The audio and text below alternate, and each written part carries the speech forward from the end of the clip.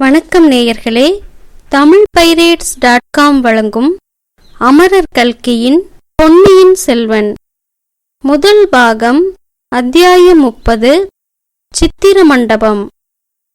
வாசிப்பது அர்ச்சனா. சின்ன பழுவேட்டரையர் வந்தியத்தேவனை தம்முடன் ஆஸ்தான மண்டபத்துக்கு அழைத்துப் போனார். சக்கரவர்த்தியிடம் அவன் கூறியது என்ன என்பதை பற்றி அவன் சொன்ன சமாதானம் அவருக்கு அவ்வளவாக பூரண திருப்தி அளிக்கவில்லை. சக்கரவர்த்தியை தனியாக போய் பார்க்கும்படி அவனுக்கு அனுமதி அளித்தது ஒருவேளை தவறோ என்றும் தோன்றியது. ஆதித்த கரிகாலரிடமிருந்து வந்தவனாதலால் அவனை பற்றி சந்தேகிக்க வேண்டியது முறை. ஆனால் தமையனார் முத்திரை மோதிரத்துடன் அனுப்பியுள்ளபடியால் சந்தேகிக்க இடமில்லை. ஆகா, இம்மாதிரி காரியங்களில் பெரியவருக்கு வேறொருவர் ஜாக்கிரதை சொல்லித்தர வேண்டுமா என்ன? ஆனாலும் தாம் திடீரென்று தரிசன மண்டபத்துக்குள் சென்ற பொழுது அவ்வாலிபன் தயங்கி நின்று பயந்தவன் போல் விழித்தது அவர் கண்முன்னால் தோன்றியது. அபாயம், அபாயம் என்று அவன் கூவியது நன்றாக காதில் விழுந்ததாக ஞாபகம் வந்தது. அபயம் என்று சொல்லியிருந்தால் அது தம் காதில் அபாயம் என்று விழுந்திருக்கக்கூடியது சாத்தியமா? எல்லாவற்றுக்கும் இவனை உடனே திருப்பி அனுப்பாமல் இருப்பது நல்லது. தமையனார் வந்த பிறகு இவனை பற்றி நன்றாய் தெரிந்து கொண்டு பிறகு உசிதமானதை செய்யலாம். இம்மாதிரி தீரனாகிய வாலிபனை நாம் நம்முடைய அந்தரங்க காவற்படியில் சேர்த்து கொள்ள பார்க்க வேண்டும். சமயத்தில் உபயோகமாயிருப்பான். ஏன், இவனுக்கு இவனுடைய முன்னோர்களின் பழைய அரசில் ஒரு பகுதியை வாங்கி கொடுத்தாலும் கொடுக்கலாம். இம்மாதிரி பிள்ளைகளுக்கு ஒரு முறை உதவி செய்துவிட்டால் அப்புறம் என்றைக்கும் நமக்கு கட்டுப்பட்டு நன்றியுடன் இருப்பார்கள். ஒருவேளை இவன் உறுதியான விரோதி என்று ஏற்பட்டுவிட்டால் அதற்கு தக்க ஏற்பாடு செய்ய வேண்டும். எதற்கும் தமையனார் வந்து சேரட்டும், பார்க்கலாம். ஆஸ்தான மண்டபம் சென்றதும் வந்தியத்தேவன் அப்புறமும் இப்புறமும் ஆவலுடன் பார்க்கத் தொடங்கினான். தளபதியிடம் தான் ஓலையை எடுத்துக் கொடுத்த இடத்தில் உற்று உற்று நன்றாக பார்த்தான். தப்பித் தவறி இன்னொரு ஓலை, அந்த முக்கியமான ஓலை கிடைக்கிறதா என்றுதான். அதை மட்டும் கண்டுபிடிக்க முடியாவிட்டால் தன்னை போன்ற மூடன் வேறு யாரும் இருக்க முடியாது.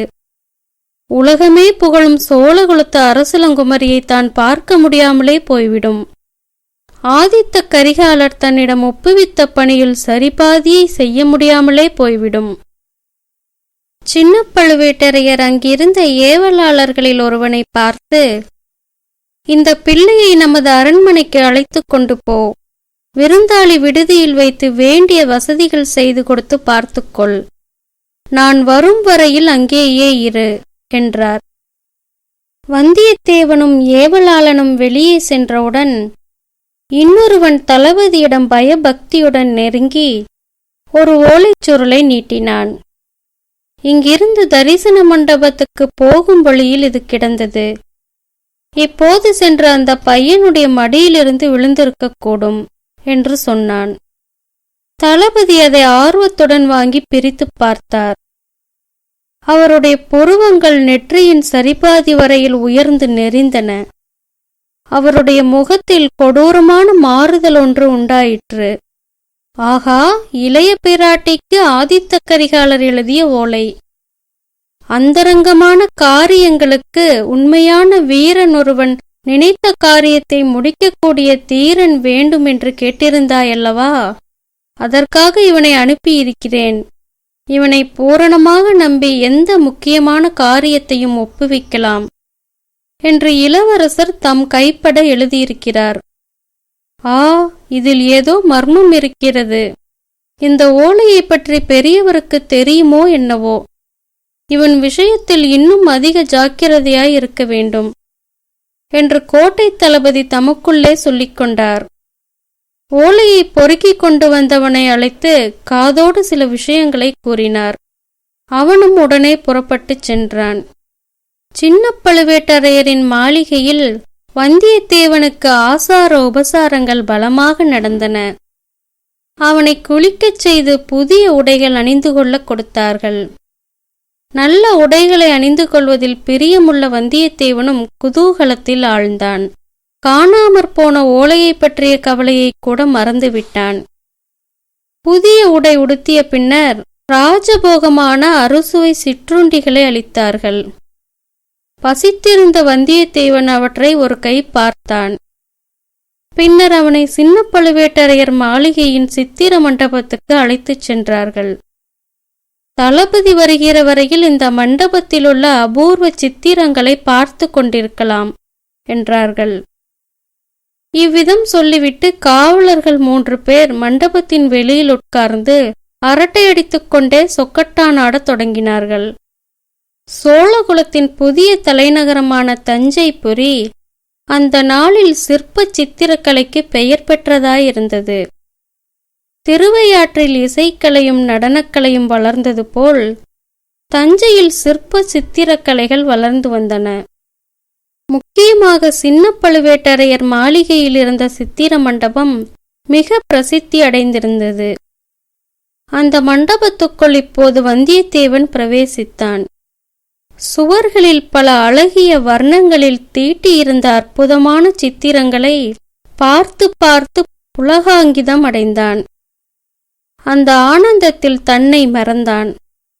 தான் வந்த முக்கியமான காரியத்தையும் கூட மறந்தான். சோழ வம்சத்தின் பூர்வீக அரசர்களையும் அவர்களுடைய வாழ்க்கை சம்பவங்களையும் சித்தரிக்கும் காட்சிகள் அவனுடைய கவனத்தை கவர்ந்து பரவசமடையச் செய்தன. முக்கியமாக சென்ற 100 வருஷத்து சோழர்களின் சரித்திரம் அந்த சித்திர மண்டபத்தின் பெரும் பகுதியை ஆக்கிரமித்துக் கொண்டிருந்தது. வந்தியத்தேவனுக்கு அதிகமான ஆர்வத்தை உண்டாக்கிய சித்திரங்களும் அவைதாம். இந்த கட்டத்தில் சென்ற 100 வருஷமாக பழையாறையிலும் தஞ்சையிலும் இருந்த அரசு புரிந்த சோழ மன்னர்களின் வம்ச பரம்பரையை வாசகர்களுக்கு சுருக்கமாக ஞாபகப்படுத்த விரும்புகிறோம். இனி இந்த கதையில் மேலே வரும் நிகழ்ச்சிகளை அறிந்து கொள்வதற்கு இதை தெரிந்து கொள்வது மிக்க உபயோகமாயிருக்கும். 96 போர்க்காயங்களை தன் திருமேனியில் ஆபரணங்களாக பூண்ட விஜயாலய சோழனை பற்றி முன்னமே கூறியிருக்கிறோம். சோழ மன்னர்கள் பரகேசரி, ராஜகேசரி என்னும் பட்டங்களை மாறி மாறி புனைந்து கொள்வது வழக்கம். பரகேசரி விஜயாலயனுக்கு பிறகு அவனுடைய புதல்வன் ராஜகேசரி ஆதித்த சோழன் பட்டத்துக்கு வந்தான். அவன் தந்தைக்கு தகுந்த தனையனாக விளங்கினான். முதலில் அவன் பல்லவர் கட்சியில் நின்று பாண்டியனை தோற்கடித்து சோழ சாம்ராஜ்யத்தை நிலைப்படுத்திக் கொண்டான். பிறகு பல்லவன் அபராஜிதவர்மனோடு போர் தொடுத்தான். யானை மீது அம்பாரியிலிருந்து போர் புரிந்த அபராஜிதவர்மன் மீது ஆதித்த சோழன் தாவி பாய்ந்து அவனை கொன்று தொண்டை மண்டலத்தை வசப்படுத்தினான். பிறகு கொங்கு மண்டலமும் இவன் ஆட்சிக்குள் வந்தது. ஆதித்தன் சிறந்த சிவபக்தன். காவிரியாறு உற்பத்தியாகும் சகசிய மலையிலிருந்து அப்புண்ணிய நதி கடலில் கலக்கும் இடம் வரையில் ஆதித்த சோழன் பல சிவாலயங்களை எடுப்பித்தான். ராஜகேசரி ஆதித்த சோழனுக்கு பிறகு பரகேசரி பராந்தகன் பட்டத்துக்கு வந்தான். 46 ஆண்டு காலம் அரசு புரிந்தான். இமயத்தில் புலிச்சின்னம் பொறித்த கரிகால் பெருவளத்தானுக்கு பின்னர் சோழ வம்சத்தில் மாபெரும் மன்னன் பராந்தகன்தான். வீரநாராயணன், பண்டித வத்சலன், குஞ்சர மல்லன், சூரசிகாமணி என்பன போன்ற பல பட்டப்பெயர்கள் அவனுக்கு உண்டு. மதுரையும் ஈழமும் கொண்டவன் என்ற பட்டமும் உண்டு. இந்த முதற் பராந்தகன் காலத்திலேயே சோழ சாம்ராஜ்யம் கன்னியாகுமரியிலிருந்து கிருஷ்ணா நதி வரையில் பரவியது. ஈழ நாட்டிலும் சிறிது காலம் புலிக்கொடி பறந்தது. தில்லை சிற்றம்பலத்துக்கு பொன் கூரை வேய்ந்து புகழ்பெற்ற பராந்தகனும் இவனேதான். இவனுடைய ஆட்சியின் இறுதி நாட்களில் சோழ சாம்ராஜ்யத்திற்கு சில பேரபாயங்கள் வந்தன. அந்த நாளில் வடக்கே பெருவழி படைத்திருந்த ராஷ்டிரகூடர்கள் சோழர்களுடைய பெருகி வந்த பலத்தை ஒடுக்க முனைந்தார்கள். சோழ சாம்ராஜ்யத்தின் மீது படையெடுத்து வந்து ஓரளவு வெற்றியும் அடைந்தார்கள். பராந்தக சக்கரவர்த்திக்கு 3 புதல்வர்கள் உண்டு. இவர்களில் வீராதி வீரனாக விளங்கியவன் மூத்த புதல்வனாகிய ராஜாதித்யன் என்பவன். வடநாட்டு படையெடுப்பை எதிர்பார்த்து ராஜாதித்யன் திருமுனைப்பாடி நாட்டில் பெரும் சைனியத்துடன் பலகாலம் தங்கியிருந்தான். தன் தந்தையின் பெயர் விளங்கும்படி வீரநாராயண ஏரி எடுத்தான். அரக்கோணத்துக்கு அருகில் தக்கோலம் என்னும் இடத்தில் சோழ சைனியத்துக்கும் ராஷ்டிரகூட படைகளுக்கும் பயங்கரமான பெரும் போர் நடந்தது. இந்த போரில் எதிரிப்படைகளை அதாகதம் செய்து தன் வீரப்புகழை நிலைநாட்டிய பிறகு ராஜாதித்யன் போர்க்களத்தில் உயிர் துறந்து வீர சொர்க்கம் அடைந்தான். இவனும் பல்லவ அபராஜிதவர்மனைப் போல் யானை மீதிருந்து போர் புரிந்து யானை மேலிருந்தபடியே இறந்தபடியால் இவனை ஆணை மேல் துஞ்சிய தேவன் என்று கல்வெட்டு சாசனங்கள் போற்றி புகழ்கின்றன. ராஜாதித்யன் மட்டும் இறந்திராவிட்டால் அவனே பராந்தக சக்கரவர்த்திக்கு பிறகு சோழ சிம்மாசனம் ஏறியிருக்க வேண்டும். இவனுடைய சந்ததிகளே இவனுக்கு பின்னர் முறையாக பட்டத்துக்கு வந்திருக்க வேண்டும். ஆனால் இளவரசன் ராஜாதித்யன் பட்டத்துக்கு வராமலும் சந்ததி இல்லாமலும் இறந்து விடவே இவனுடைய இளைய சகோதரர் கண்டராதித்த தேவர் தந்தையின் விருப்பத்தின்படி ராஜகேசரி பட்டத்துக்கு சிங்காதனம் ஏறினார். இவர் தமது தந்தையையும் பாட்டனையும் போலவே சிவபக்தி மிகுந்தவர், அத்துடன் தமிழ் அன்பு மிக்கவர். உண்மையில் இவருக்கு ராஜ்யம் ஆளுவதில் அவ்வளவு சிரத்தையே இருக்கவில்லை. ஆலய வழிபாட்டிலும் தமிழ் இன்பத்திலும் அதிகமாக ஈடுபட்டிருந்தார். மகான்களாகிய நாயன்மார்களை பின்பற்றி சிவபெருமான் மீது துதிப்பாடல்கள் பாடினார். திருவிசைப்பா என்று வழங்கும் இப்பாடல்களில் கடைசி பாட்டில் இவர் தம்மை பற்றியே பின்வருமாறு சொல்லிக் கொண்டிருக்கிறார். சீரான் மல்கு தில்லை செம்பொன் அம்பலத்தாடி தன்னை காரார் சோலை கோழிவேந்தன் தஞ்சையர்கோன் கலந்த ஆராவின் சொற்கண்டராதித்தன் அருந்தமிழ் மாலை வல்லார் பேரா உலகிற் பெருமையோடும் பேரின்பம் எய்துவரே.